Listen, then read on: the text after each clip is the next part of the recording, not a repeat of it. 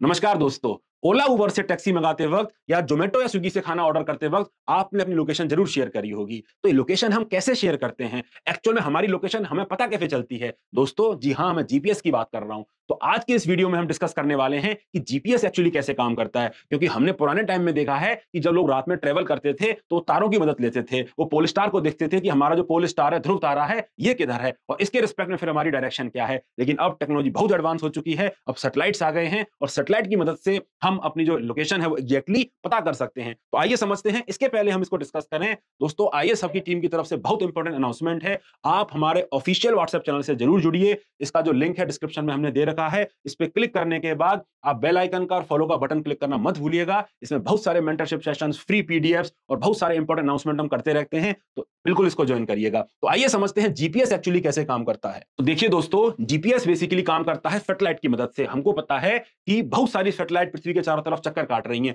तो सैटेलाइट करती क्या है? ये सैटेलाइट एक्चुअली बहुत सारे सिग्नल्स एमिट करती रहती हैं, बहुत सारे सिग्नल्स एमिट करती रहती हैं। तो आपका जो जीपीएस होता है ना दोस्तों, ये होता है एक्चुअल में रिसीवर। ये क्या होता है? रिसीवर, जो बहुत सारे इलेक्ट्रोमैग्नेटिक रेडिएशन सिग्नल जो आ रहे होते हैं डिफरेंट डिफरेंट सैटेलाइट से, उनको कैच करता है। अब आप सोच रहे होंगे सर इससे लोकेशन कैसे पता चलेगी? आइए मैं आपको समझाता हूं।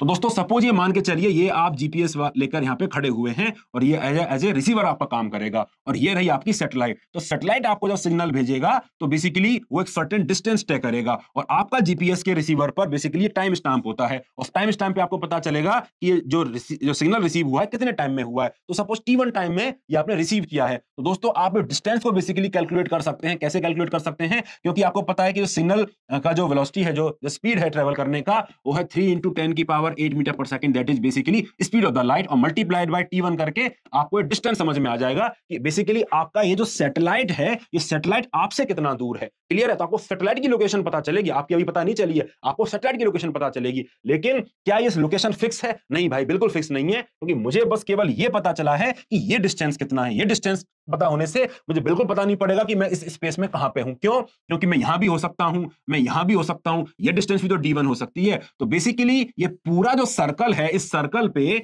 जो अगर मैं D1 का रेडियस खींच दूं तो इस सर्कल पे मैं कहीं भी हो सकता हूं, मैं कहीं भी होऊंगा और सैटेलाइट जो सिग्नल जब मैं रिसीव करूंगा तो उतना ही टाइम D1 लेगी। तो उससे मेरी लोकेशन तो अभी क्लियर नहीं हुई। इसका मतलब अगर मैं एक सैटेलाइट और लेता हूं तो लेटर से एक सैटेलाइट और है, एक सैटेलाइट और है और इसका जो डिस्टेंस है वो डिस्टेंस है D2। तो क्योंकि अब D2 ट्रेवल करने में कुछ और टाइम लगेगा, लेट से वो ज्यादा दूर है और वो टाइम T2 है। तो T2 हम जो डिस्टेंस D2 है वो कैसे कैलकुलेट करेंगे? इस स्पीड को बेसिकली मल्टीप्लाई कर देंगे टाइम T2 से, तो मुझे ये डिस्टेंस पता पड़ जाएगा। अब केवल अगर एक ही सैटेलाइट से सिग्नल आ रहा होता तो अगेन मैं बेसिकली इसी सर्कल पर उपस्थित होता, कहीं भी इसी सर्कल पर उपस्थित हो। लेकिन अब चूंकि मेरे दो सैटेलाइट से मैं सिग्नल को देख रहा हूं तो अल्टीमेटली मेरी लोकेशन तो फिक्स है ना। तो मेरी लोकेशन कहां हो सकती है? मेरी लोकेशन यहां भी हो सकती है और यहां भी हो सकती है। इन दोनों ही जगहों पे आप सैटेलाइट 1 से जब सिग्नल लेंगे तो बेसिकली T1 टाइम लगेगा और सैटेलाइट 2 से जब सिग्नल लेंगे तो T2 टाइम लगेगा। तो बेसिकली आपकी लोकेशन इन दोनों में से ही कोई एक होगी, A या B में से। अभी भी डिसाइड नहीं हुआ है कि आपकी एक्यूरेट पोजीशन क्या है, क्योंकि इस पिक्चर के हिसाब से अगर मैं 2 सैटेलाइट रख देता हूं तो मुझे 2 टाइम स्टैंप मिलेंगे जो बताएंगे कि सिग्नल आने में कितना टाइम लगा। उसके हिसाब से मेरी लोकेशन 2 हो सकती है, या तो मैं A हो सकता हूं या मैं B हो सकता हूं।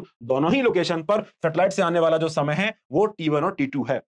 इससे मेरी प्रॉब्लम सॉल्व नहीं होती है। तो इसके लिए मैं क्या करता हूं? मैं 3 सैटेलाइट का यूज करता हूं और जब मैं 3 सैटेलाइट का यूज करता हूं तो मैं पाता हूं केवल एक ही लोकेशन ऐसी आती है जो फिक्स होगी, जिसमें जो सैटेलाइट ए से टाइम होने वाला है वो D1 डिस्टेंस T1 टाइम में तय करेगा, T1 टाइम स्टाम्प हो जाएगा। ठीक है, T1 time stamp, T2 time stamp और T3 टाइम स्टाम्प। तो तीनों टाइम स्टाम्प को जब मैं मिला दूंगा तो मेरी लोकेशन मिल जाएगी। दोस्तों इसी ट्राइलेटरेशन टेक्निक का यूज जीपीएस के सैटेलाइट करते हैं। कम से कम आप देख सकते हैं हमको 3 रेफरेंस पॉइंट चाहिए। 3 रेफरेंस पॉइंट के डिस्टेंस अगर हमको पता है तो आप हमारी पोजीशन को एक्यूरेटली डिसाइड कर सकते हैं। तो क्या इसका मतलब हमको 3 सैटेलाइट ही चाहिए होते हैं? नहीं दोस्तों, ये जो मैंने आपको इमेज दिखाई, ये इमेज दिखाई सर्कल के फॉर्म में। ये सर्कल बेसिकली, क्योंकि मैं 2D डायमेंशन में इमेज करा रहा हूं, लेकिन एक्चुअल में होता सब 3D में है। तो इसीलिए 3D को देखते हुए और स्पेस में बहुत सारे फिनोमेनन होते हैं जिससे लाइट वगैरह इंटरफेरेंस हो सकता है, इसलिए 4 सैटेलाइट का इस्तेमाल जीपीएस करता है। तो आप देख सकते हैं कि 4 सैटेलाइट का रेफरेंस पॉइंट इन्होंने यूज किया हुआ है और 4 सैटेलाइट के रेफरेंस पॉइंट से अगर आप मूव करते हैं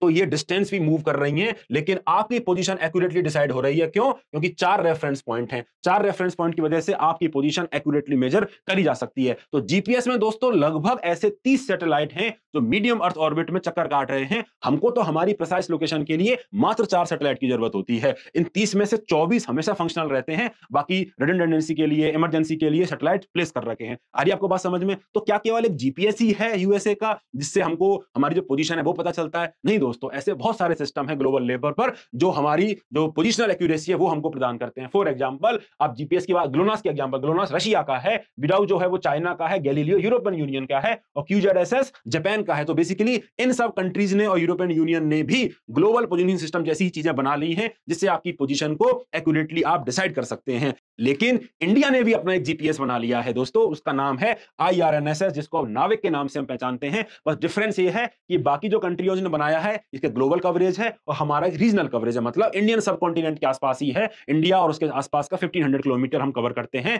पोजिशनल एक्यूरेसी के लिए। तो उम्मीद करता हूं आपको समझ में आ गया होगा कि जीपीएस एक्चुअली काम कैसे करता है और हमारी जो पोजिशनल एक्यूरेसी हम कैसे डिसाइड करते हैं। तो कमेंट करके बताइएगा कि आपको कैसा लगा वीडियो और मैं किन टॉपिक पर वीडियो बनाऊं। मिलते हैं अगले वीडियो में जल्दी ही, तब तक बाय बाय, टेक केयर।